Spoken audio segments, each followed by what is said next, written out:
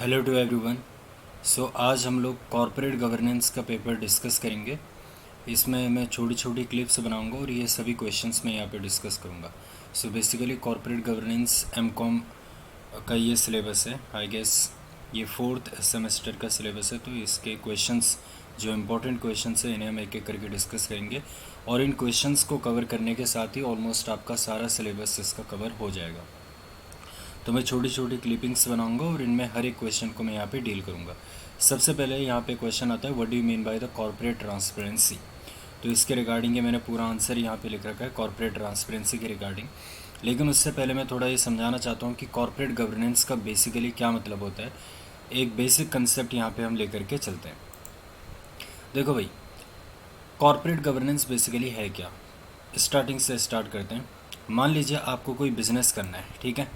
आप बिज़नेस कैसे करते हैं, आप अपनी दुकान ओपन कर सकते हैं, ठीक है। उससे बड़े लेवल पर अगर आप जाते हैं तो आप पार्टनरशिप फर्म ओपन कर सकते हैं अपनी, ठीक है ना। और बड़े लेवल पर जब आप जाते हैं तो आप एक कंपनी ओपन कर देते हैं। क्या ओपन कर देते हैं जी? कंपनी, ठीक है। COMP मैंने नाम लिख दिया, कंपनी। अब कंपनी किस तरह से काम करती है थोड़ा इसको समझते हैं। कंपनी में क्या होता है, कंपनी में आप और हम जैसे लोग पैसा लगाते हैं, ठीक है। हम लोग क्या लगाते हैं? पैसा लगाते हैं, कैपिटल लगाते हैं। तो हम लोगों ने इस कंपनी को क्या दे दिया? हम लोगों ने इस कंपनी को कैपिटल दे दिया, या मनी इसको मैं कह सकता हूँ, ठीक है। इसको डॉलर के साइन से लिख लेते हैं ऐसे, या रुपीज़ का साइन मैंने लिख दिया। हम लोगों ने क्या दे दिया भाई कंपनी को? हम लोगों ने कंपनी में कैपिटल लगा दी, हम लोगों ने कंपनी में पैसा दे दिया। अब कंपनी क्या करेगी? कंपनी इन पैसों का बिजनेस करेगी, यानी कि ये कंपनी बिजनेस करेगी।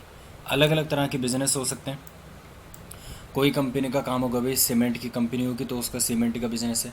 कोई कंपनी उसका मैन्युफैक्चरिंग का काम होगा, कंस्ट्रक्शन का काम होगा।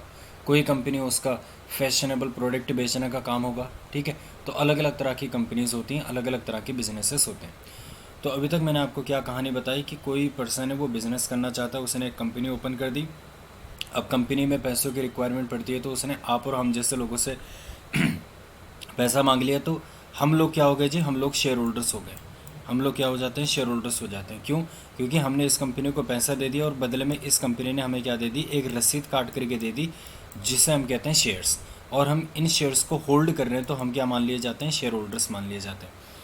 अब कंपनी में कंपनी किस तरह से रन की जाएगी, बिज़नेस को किस तरह से करना है, ये हम लोगों की नॉलेज नहीं होती। शेयर होल्डर्स को इतनी नॉलेज नहीं होती। तो हम लोग कुछ एक्सपर्ट्स यहाँ पर बैठा देते हैं, एक्सपर्ट्स, ठीक है। कुछ एक्सपर्ट्स होते हैं जो इस कंपनी को मैनेज करेंगे, मैनेजमेंट का काम करेंगे। इन एक्सपर्ट्स को हम कहते हैं डायरेक्टर्स, ठीक है। तो डायरेक्टर्स होते हैं, आप और हम जैसे लोग ही डायरेक्टर्स होते हैं, ठीक है ना। तो ये डायरेक्टर्स इस कंपनी में बन जाते हैं और इनको हम क्या बोलते हैं? इंडिविजुअली हम इन्हें कहते हैं डायरेक्टर्स। और इनके पूरे ग्रुप को हम क्या नाम दे देते हैं? Board of directors, board of directors. तो अभी तक की हमने कहानी क्या समझ ली? हमने ये कहानी समझ ली है कि अगर हमें एक बिज़नेस करना है तो हम एक कंपनी ओपन कर सकते हैं। कंपनी किस तरह से काम करेगी? इसमें कुछ लोग होंगे जो पैसा लगाएंगे, जिन्हें हम कहते हैं शेयर होल्डर्स, और उस पैसों को मैनेज करके बिजनेस करने का काम होगा बोर्ड ऑफ डायरेक्टर्स का, ठीक है। अब इस बोर्ड ऑफ डायरेक्टर्स के अंदर अलग अलग तरह के डायरेक्टर्स होते हैं जो आने वाली वीडियोस में मैं डील करूँगा। किसी को हम इंडिपेंडेंट डायरेक्टर कहते हैं, वुमेन डायरेक्टर कहते हैं, नॉमिनी डायरेक्टर कहते हैं, एग्जीक्यूटिव डायरेक्टर कहते हैं, नॉन एग्जीक्यूटिव डायरेक्टर कहते हैं, मैनेजिंग डायरेक्टर होते हैं। अलग अलग तरह के डायरेक्टर्स होते हैं। तो उनके फिर कमिटीज़ इनमें होती है। तो अभी तक मैंने बेसिकली आपको यही बताया कि भाई बिज़नेस को मैनेज करने का काम किसका है? बोर्ड ऑफ डायरेक्टर्स का। अब इन लोगों ने पैसा लगा दिया, पैसे को कौन मैनेज करेगा? पैसे को मैनेज करेगा बोर्ड ऑफ डायरेक्टर्स। यानी कि हम लोगों ने जो पैसा लगा रखा है, हम क्या चाहेंगे? अगर मान लो मैंने कंपनी में 100 रुपये लगा रखे हैं तो मैं चाहूँगा कि भाई मुझे अपने पैसों के ऊपर रिटर्न मिले। यानी कि मैं चाहूँगा मुझे 105 रुपये मिल जाए, मुझे 110 रुपये मिल जाए, इस तरह की चीज़ मैं चाहूँगा। अब ये कब होगा? जब इन्होंने मेरे 100 रुपये को अच्छे से यूटिलाइज़ किया होगा, उसको सही बिज़नेस में लगाया होगा, सही से बिज़नेस किया होगा, प्रॉफिट अर्न किया होगा, ठीक है। अब ये सारा काम एक कंपनी में बहुत अच्छे से चले, इसके लिए कुछ नियम कानून होते हैं, ठीक है ना। जैसे कंपनी के लिए कंपनीज़ एक्ट होता है, कंपनीज़ एक्ट है, ठीक है। Securities and exchange board of India, listing disclosures होते हैं, ठीक है ना। अलग अलग तरह के कानून होते हैं। फॉरेन एक्सचेंज मैनेजमेंट एक्ट होता है। अलग अलग कंपनीज़ में अलग अलग तरह के कानून लगते हैं। वो कानून किस बात को सुनिश्चित करते हैं कि जिन लोगों ने पैसा लगा रखा है उनके पैसे को बोर्ड ऑफ डायरेक्टर्स ठीक से यूटिलाइज़ करें और उनको बदले में रिटर्न दें। क्यों ऐसा क्यों चाहती है सरकार? सरकार ऐसा इसलिए चाहती है कि जब शेयर होल्डर्स इनको पैसा देंगे तो उससे क्या होगा जी, उससे कंपनी ग्रो करेंगी, और ये लोग जब पैसा लगाएंगे इकॉनमी में तो उससे इकोनॉमिक डेवलपमेंट होगा, देश की तन्नति क्या बोलते हैं उसे, उन्नति होगी, ठीक है ना। तो ये बेसिकली कॉर्पोरेट गवर्नेंस का सिंपल सा फंडा है। तो अगर मैं बोलूँ कॉर्पोरेट गवर्नेंस क्या होता है, तो FTA यानी कि फेयरनेस, ट्रांसपेरेंसी एंड अकाउंटेबिलिटी। एक कंपनी में ये 3 कैरेक्टरिस्टिक होने चाहिए तो हम कहेंगे कि उस कंपनी में अगर फेयरनेस, ट्रांसपेरेंसी एंड अकाउंटेबिलिटी तीनों चीज़ें बहुत अच्छे से हैं तो हम कहेंगे उस कंपनी का कॉर्पोरेट गवर्नेंस अच्छा है। फेयरनेस, ट्रांसपेरेंसी एंड अकाउंटेबिलिटी, इन तीनों शब्दों को भी हम बाद में भी डील करेंगे। तो अभी तक आप इतना मतलब यहाँ पे समझ चुके होंगे कॉर्पोरेट गवर्नेंस का बेसिकली क्या मतलब है। कॉर्पोरेट गवर्नेंस को अगर मैं सिंपली बोलूँ कि सारे नियम कानून कंपनी में बहुत अच्छे से फॉलो किए जा रहे हैं, शेयर होल्डर्स के जो पैसे हैं उनको अच्छे से मैनेज किया जा रहा है, बिज़नेस को बहुत अच्छे से किया जा रहा है, जो कंपनी में प्रॉफिट हो रहा है, लॉस हो रहा है, वो शेयर होल्डर्स को बहुत सलीके से बताया जा रहा है, उनसे कुछ छुपाया नहीं जाता। तो ये जो सारी प्रैक्टिसेस होती हैं इसी को हम क्या नाम दे देते हैं, कॉर्पोरेट गवर्नेंस का नाम दे देते हैं। कॉर्पोरेट यानी कि कंपनी, और गवर्नेंस यानी कि उसमें मैनेजमेंट कितने अच्छे से हो रहा है, प्रबंध कितने अच्छे से हो रहा है। अब जो क्वेश्चन था हमारा, क्वेश्चन क्या था, what do you mean by the corporate transparency. अगर आपको याद हो मैंने अभी बोला था कि कॉर्पोरेट गवर्नेंस का बेसिकली मतलब होता है फेयरनेस, ट्रांसपेरेंसी एंड अकाउंटेबिलिटी। तो एक वर्ड तो यहाँ पे आ गया ट्रांसपेरेंसी का, ठीक है। तो अब देखते हैं जी, पहला क्वेश्चन हमारा हम लोग यहाँ पे डील करते हैं फर्स्ट क्वेश्चन को। इसमें क्या कहना चाह रहा है ये कहता है the corporate governance framework should ensure that timely and accurate disclosure is made on material matters regarding the corporation. Corporation यानी कि कंपनी। कॉर्पोरेट गवर्नेंस इस बात को सुनिश्चित करता है कि जो मटेरियल मैटर्स हैं, जो इम्पोर्टेंट मुद्दे हैं, ठीक है, कंपनी के रिगार्डिंग, उनका डिस्क्लोज़र हो एक्यूरेट। अच्छा, डिस्क्लोज़र किसे करेंगे? अभी मैंने बोला था ना, कंपनी में कौन पैसा लगाता है, शेयर होल्डर्स। तो हम शेयर होल्डर्स को डिस्क्लोज़ करेंगे। डिस्क्लोज़ का मतलब होता है बताना। क्या बताएंगे जी हम? एक्यूरेट बताएंगे, सही बताएंगे, टाइमली बताएंगे, समय पर बताएंगे, ठीक है, कॉर्पोरेट के रिगार्डिंग इन्फॉर्मेशन। तो बेसिकली क्या मतलब हो गया यहाँ पे, जो शेयर होल्डर्स हैं उनको कॉर्पोरेट के रिगार्डिंग जो जानकारी है, जो मटेरियल इन्फॉर्मेशन है, इंपॉर्टेंट जानकारी है, ठीक है। अब ये नहीं कि भाई कंपनी में एक बल्ब फ्यूज हो गया वो भी आप शेयर होल्डर्स को बताएंगे, वो मटेरियल थोड़ी है। मटेरियल मतलब मान लो कि कंपनी के किसी फैक्ट्री में आग लग गई तो ये बात आपको शेयर होल्डर्स को बतानी चाहिए, ठीक है। कंपनी का जो कोई डायरेक्टर है, मैंने बोला ना कंपनी में बोर्ड ऑफ डायरेक्टर्स कंपनी को मैनेज करते हैं, कोई डायरेक्टर रिज़ाइन करके जा चुका है, ठीक है, तो वो बात आप शेयर होल्डर को बताएंगे क्योंकि वो मटेरियल इन्फॉर्मेशन है। और ये डिस्क्लोजर का मतलब क्या हो गया, बताना, शेयर होल्डर्स को बताना। एक्यूरेट बताएंगे, सही जानकारी बताएंगे। अगर फैक्ट्री में आग लगी है तो भाई कितने का नुकसान हुआ है वो सही सही आप बताइए, ठीक है। अगर कंपनी में फ्रॉड हुआ है तो कितने का फ्रॉड हुआ है, किसने फ्रॉड किया है, ये भी आप सही बताइए, एक्यूरेट बताइए, और टाइमली बताओ। टाइमली मतलब अगर मान लीजिए डायरेक्टर ने रिज़ाइन कर दिया है तो आप एक समय के अंदर शेयर होल्डर को बता दो। ऐसे नहीं कि डायरेक्टर ने आज रिज़ाइन कर दिया, आप 10 साल के बाद शेयर होल्डर्स को बता रहे हैं कि 10 साल पहले एक डायरेक्टर ने कंपनी से रिज़ाइन किया था। नहीं, आपको टाइमली और एक्यूरेट डिस्क्लोजर करने हैं मटेरियल इन्फॉर्मेशन का रिगार्डिंग द कॉर्पोरेशन, जो कंपनी के रिगार्डिंग मटेरियल इन्फॉर्मेशन है। इसके अलावा जो फाइनेंशियल सिचुएशन है, कंपनी में कितना प्रॉफिट हो रहा है, कितना लॉस हो रहा है, ये भी आप शेयर होल्डर्स को बताइए। कैसे बताएंगे? एक्यूरेट इन्फॉर्मेशन, सही सही जानकारी देंगे, टाइमली देंगे। कंपनी की परफॉर्मेंस के बारे में आप बताएंगे कि भाई इस बार हमें कितने का ऑर्डर मिला था, कितने का ऑर्डर हमने एग्जीक्यूट कर लिया था। मान लीजिए हमें ऑर्डर मिला था, मान लीजिए हमारा काम है भाई ट्रेन की बॉगी बनाना, ठीक है ना, कोचेस बनाना ट्रेन के। तो ट्रेन के कोच बनाने के लिए हमारे को जो ऑर्डर आ रखा था वो मान लेते 6,000 करोड़ रुपये का आ रखा था। ये ऑर्डर था, हमने कितना परफॉर्म किया, हमने कितने हज़ार करोड़ का काम किया, हमने केवल 4,000 करोड़ का ही ऑर्डर एग्जीक्यूट किया। तो जो बैलेंस 2,000 करोड़ का ऑर्डर वो क्यों एग्जीक्यूट नहीं कर पाए, इसके रिगार्डिंग भी आपको एक्यूरेट और टाइमली इन्फॉर्मेशन देनी है। ऑनरशिप का मतलब कंपनी के मालिक कौन है। तो मैंने आपको बताया था ना कि कंपनी कि मालिक शेयर होल्डर्स ही होते हैं, ये जो शेयर होल्डर्स होते हैं। तो मैंने भी पैसा लगा दिया, आपने भी पैसा लगा दिया, कुछ और लोगों ने भी पैसा लगा दिया, बड़ी बड़ी कंपनी ने भी इस कंपनी में पैसा लगा रखा होगा। तो कौन कौन हमारी कंपनी के शेयर होल्डर्स हैं उसके रिगार्डिंग भी हमें जानकारी देनी पड़ती है शेयर होल्डर्स को। गवर्नेंस कैसा चल रहा है हमारी कंपनी में, मैनेजमेंट वगैरह कैसा चल रहा है, ये सारी जानकारी हमें देनी पड़ती है। तो ट्रांसपेरेंसी का मतलब क्या हो गया? ट्रांसपेरेंसी का मतलब हो गया कि पारदर्शिता होनी चाहिए, ठीक है। यानी कि जो चीज़ जैसी है उसको आप वैसे एक्यूरेटली बताएं, टाइमली बताएं, ठीक है ना। किस चीज़ के regarding information? Corporate financial situation, performance, ownership, governance of the company, ठीक है। डिस्क्लोजर शुड इंक्लूड, और क्या क्या बातें डिस्क्लोजर में आनी चाहिए? कह रहे डिस्क्लोजर में ये सारी बातें शामिल है, बट नॉट लिमिटेड।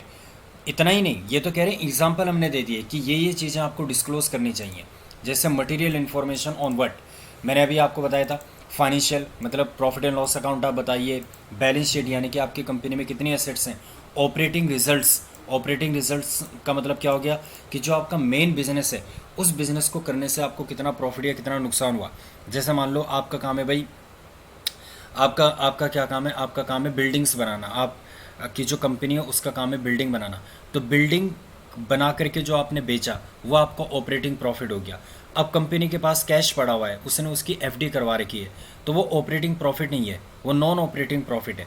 तो ऑपरेटिंग प्रॉफिट आप बताइए, मेन बिजनेस एक्टिविटी से आपको कितना प्रॉफिट हुआ, उस तरह का प्रॉफिट आपको बताना पड़ेगा शेयर होल्डर को।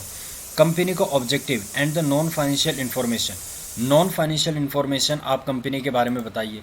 नॉन फाइनेंशियल इन्फॉर्मेशन यानी कि जैसे आपकी कंपनी में कितने पेटेंट्स हैं। जैसे मान लो मेरी दवाई बनाने की कंपनी है और मेरा एक रिसर्च, मेरी कंपनी है, कंपनी के अंदर R&D डिपार्टमेंट है जिसे हम कहते हैं रिसर्च एंड डेवलपमेंट। उसने कोई कोई फार्मास्यूटिकल, कोई किसी दवाई का उसने फार्मूला ईजाद कर लिया, तो उसने पेटेंट करवा दिए, तो ये नॉन फाइनेंशियल इन्फॉर्मेशन है, ठीक है। यानी कि डायरेक्टली इसका कोई फाइनेंशियल इम्पैक्ट नहीं है, हमारे बैलेंस शीट या प्रॉफिट एंड लॉस अकाउंट में इसका कोई डायरेक्ट इम्पैक्ट नहीं होगा, बट फिर भी ये एक नॉन फाइनेंशियल इन्फॉर्मेशन है। इसके अलावा आप ये बता सकते हैं कि आपकी कंपनी के जो बोर्ड ऑफ डायरेक्टर्स हैं उसमें भाई कंपनी का ये पर्टिकुलर डायरेक्टर की क्वालिफिकेशन क्या है, तो इस तरह की इन्फॉर्मेशन आप दे सकते हैं। मेजर शेयर ओनरशिप, यानी कि जैसे मान लीजिए आपकी कंपनी में 1000 शेयर होल्डर्स हैं, बट उसमें से टॉप 10 शेयर होल्डर्स कौन कौन है, ठीक है, उसकी जानकारी आपको देनी चाहिए। इंक्लूडिंग द बेनिफिशियल ओनर, इसको बताऊंगा मैं आपको। वोटिंग राइट्स, मतलब भाई अगर आप कंपनी में ज़्यादा पैसा लगाएंगे तो आपके ज़्यादा वोटिंग राइट होंगे। वोटिंग राइट का क्या मतलब होता है? वोटिंग राइट का मतलब होता है कि कंपनी, मैंने आपको बताया था ना, कंपनी बन गई, अब कंपनी डिसीजन कैसे लेती है? कंपनी डिसीजन लेती है वोटिंग के थ्रू। तो जिसने जितना पैसा लगा रखा होगा कंपनी में उसके पास उतने वोटिंग राइट्स होते हैं, ठीक है। तो ये वोटिंग राइट भी आपको शेयर होल्डर्स, मतलब मुझे भी तो पता होना चाहिए कि बाकी शेयर होल्डर के पास कितने वोटिंग राइट है, तो इस तरह से आपको वोटिंग राइट्स भी डिस्क्लोज करने पड़ते हैं। Remuneration of the members of the board, members of the board का मतलब क्या हो गया कि जो डायरेक्टर्स हैं उनको आप कितनी तनख्वाह देते हैं। ऐसा तो नहीं है कि जो शेयर होल्डर है, शेयर होल्डर ने तो कंपनी को पैसा दे दिया बिजनेस करने के लिए, लेकिन जो मैनेजमेंट है वो डायरेक्टर्स, अल्टीमेटली मैनेज कौन कर रहा है कंपनी को? Board of directors.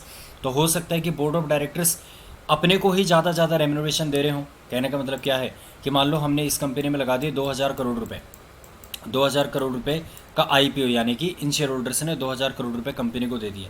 अब ये क्या कर रहे हैं? अपने को 1-1 करोड़ की सैलरी दे रहे हैं, रेम्यूनरेशन दे रहे हैं। तो शेयर होल्डर कल को ऑब्जेक्शन रेज कर सकते हैं ना कि भाई आपकी इतनी क्वालिफिकेशन तो है भी नहीं और इतना कुछ आपका काम है भी नहीं जो कि आप इतने रेम्यूनरेशन ड्रॉ कर रहे हो। तो ये जानकारी भी शेयर होल्डर को होनी चाहिए। अगर आपको रेम्यूनरेशन भी लेना है तो शेयर होल्डर से पूछ करके लेना पड़ेगा, ठीक है। इसलिए वो कह रहे हैं कि शेयर होल्डर्स को बताओ कि आप कितना रेम्यूनरेशन दे रहे हो, है ना। Information about the board members यानी कि बोर्ड ऑफ डायरेक्टर्स के रिगार्डिंग इन्फॉर्मेशन दो कि हमारी कंपनी में कितने एग्जीक्यूटिव डायरेक्टर्स हैं, कितने नॉन एग्जीक्यूटिव डायरेक्टर हैं, इन्होंने साल में कितनी बोर्ड मीटिंग्स अटेंड कर रखी हैं, इनकी क्वालिफिकेशन क्या है, ठीक है। इससे पहले ये किन किन कंपनीज़ में डायरेक्टर थे, ये साइमल्टेनियसली किन किन कंपनीज़ में डायरेक्टर्स हैं, ठीक है ना। इंक्लूडिंग दियर क्वालिफिकेशन, मैंने बता दिया कि उनकी क्वालिफिकेशन के बारे में बताओ, क्या कर रखा है, अभी BTech कर रखा है, MTech कर रखा है, कहाँ से पढ़ रखे हो। सिलेक्शन प्रोसेस, इनको कैसे आपने सेलेक्ट किया, मतलब इनका रिक्रूटमेंट आपने कैसे किया।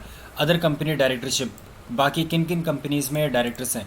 Weather they are regarded as the independent to the board, क्या ये जो डायरेक्टर्स हैं वो इंडिपेंडेंट डायरेक्टर्स हैं, नॉन इंडिपेंडेंट डायरेक्टर्स हैं। रिलेटेड पार्टी ट्रांजेक्शन के बारे में भी आपको शेयर होल्डर्स को बताना पड़ता है। रिलेटेड पार्टी ट्रांजेक्शन का क्या मतलब होता है? रिलेटेड पार्टीज़ के साथ जो ट्रांजैक्शन होती है कंपनी की, मान लीजिए ये कंपनी है, ठीक है, ये कंपनी है ABC लिमिटेड, है ना। ABC लिमिटेड की एक सब्सिडरी कंपनी है XYZ लिमिटेड। अब ये दोनों कंपनीज आपस में एक तरीके से कनेक्टेड हैं। अब उससे क्या होगा कि मान लीजिए कि ABC लिमिटेड मार्केट में अगर मान लो एक फ्लैट है, इस फ्लैट को वो बेचता 5 करोड़ रुपए का। अब क्योंकि ये इसकी सब्सिडरी कंपनी है, ये इसको बेच रहा है केवल 2 करोड़ रुपए में, तो एक तरीके से इस कंपनी को 3 करोड़ रुपए का नुकसान हो गया। तो ये रिलेटेड पार्टी ट्रांजैक्शन होती है। तो इस ट्रांजैक्शन के बारे में भी शेयर होल्डर्स को पता होना चाहिए, और शेयर होल्डर से आपको अप्रूवल लेना पड़ेगा कि हम भाई 5 करोड़ रुपए का जो फ्लैट है वो 2 करोड़ रुपए में बेच रहे हैं अपनी सब्सिडरी कंपनी को, क्या आप हमें ऐसा करना अलाउ करेंगे या नहीं करेंगे। तो ये सारी बातें ट्रांसपेरेंट तरीके से आप शेयर होल्डर को बताएंगे, फिर शेयर होल्डर बोलेंगे हाँ आप ये ट्रांजेक्शन कर सकते हैं, नहीं कर सकते, उसी के बाद ही वे ट्रांजेक्शन कर पाएंगे। फोरसीएबल रिस्क फैक्टर, आपको शेयर होल्डर्स को ये भी बताना चाहिए कि कंपनी में किस किस तरह का रिस्क है। जैसे मैं एग्जांपल देता हूँ आपको, मान लीजिए ये कंपनी है ना।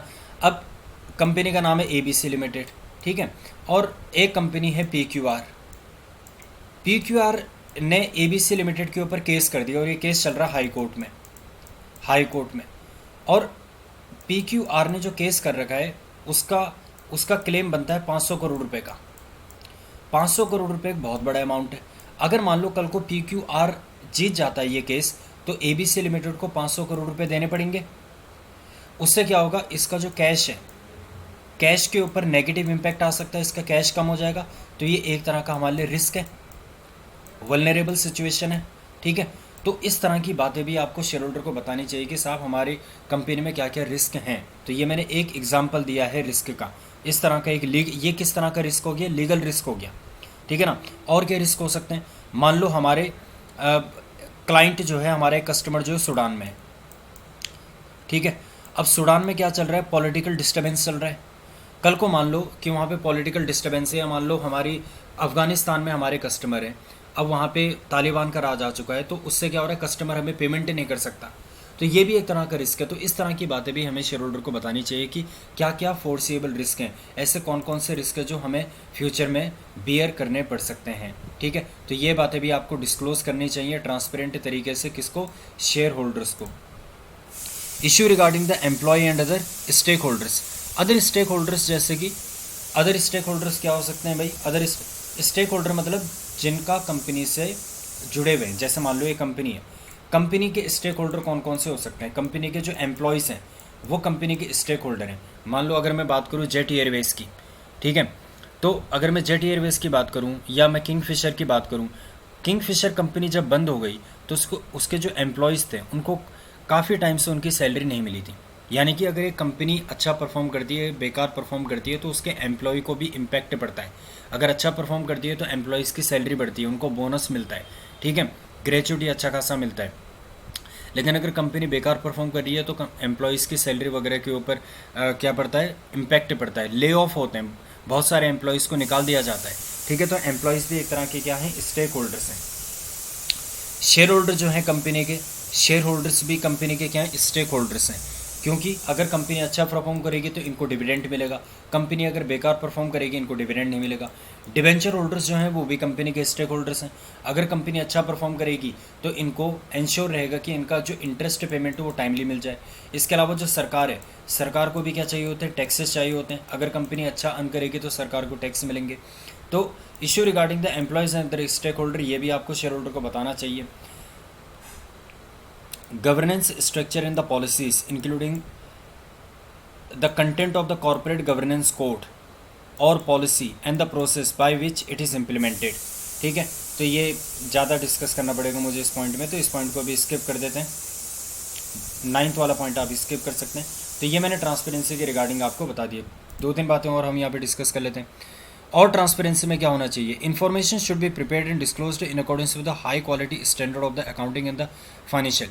मतलब होता है कि अकाउंटिंग स्टैंडर्ड्स होते हैं, तो जो भी आप अपने फाइनेंशियल रिजल्ट्स को बनाएंगे, प्रॉफिट एंड लॉस अकाउंट बनाएंगे, बैलेंस शीट बनाएंगे, कैश फ्लो स्टेटमेंट बनाएंगे, statement of change in equity बनाएंगे, ठीक है, जो भी इन्फॉर्मेशन है वो आपके अकाउंटिंग स्टैंडर्ड्स के अकॉर्डिंग होने चाहिए। इंड AS होता है उनके अकॉर्डिंग होने चाहिए, IFRS ये सारे गैप होता है, ठीक है, जनरली एक्सेप्टेड अकाउंटिंग प्रिंसिपल्स, इन सभी प्रिंसिपल्स को फॉलो करते हुए आपको क्या करना चाहिए, अपने फाइनेंशियल और नॉन फाइनेंशियल रिपोर्टिंग करनी चाहिए। An annual audit should be conducted by the independent, audit होनी चाहिए। ऑडिट का क्या मतलब है, अभी मैंने आपको क्या बताया था कि कंपनी किस तरह से काम करती है।